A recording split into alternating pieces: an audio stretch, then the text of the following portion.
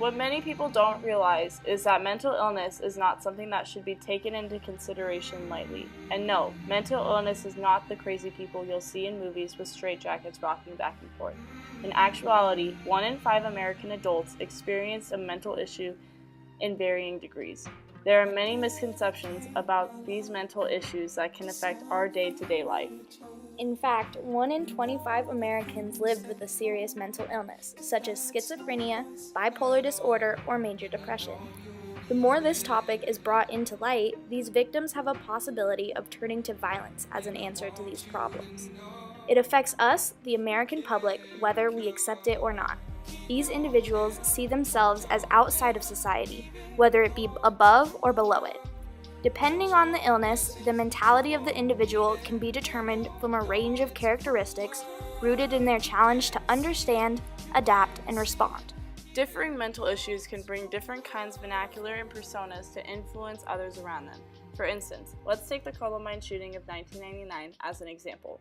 One boy of the boys, Eric Harris, was suffering from an extreme mental illness and had resulted in rage to kill.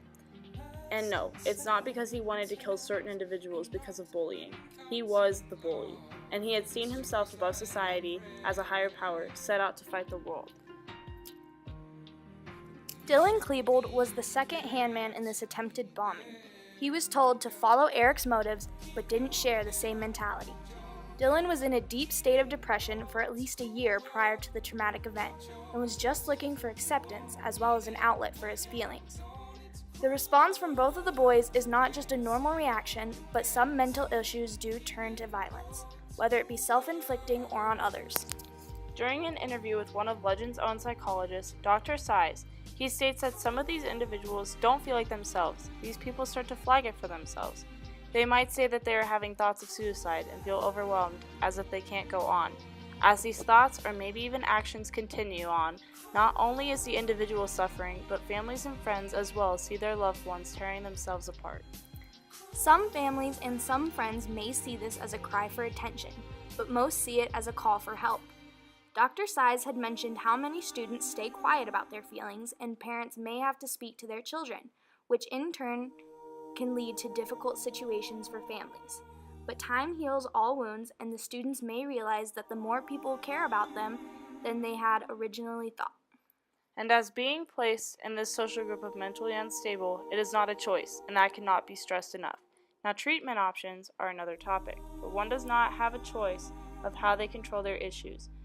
Either the issue be big or small, individuals' brains have developed in a way that sets them different than the rest of society, or as the healthy think, they are different. Taunting these individuals and calling them different pushes boundaries between subcultures, which may ultimately end in violence. Distinguishing the difference between healthy and the mentally disturbed has always been in the past of the world's history. The term crazy and insane came to mean mental disorder during the 16th and 18th time periods.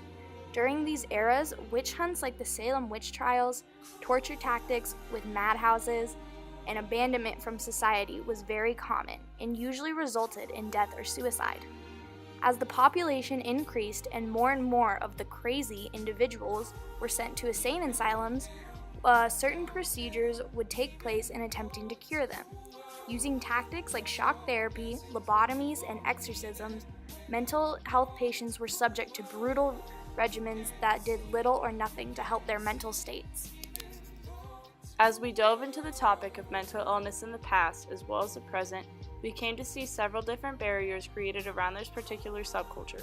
Mr. Ivy, an AP psychology teacher at Legend, commented that mental illness is like a virus that we can cure, creating a large stigma around those truly affected. This opened our eyes to see how biased the medical field can be when a topic like this is so subjective. We tested an experiment on ourselves for 3 days to analyze our mental state and emotions. For every night, we called one another to discuss our days and how they were affected by our mental reactions to events such as school or work. We found that talking about our issues and personal feelings greatly relieved mass amounts of stress, knowing that someone else is walking in a similar path just as you are.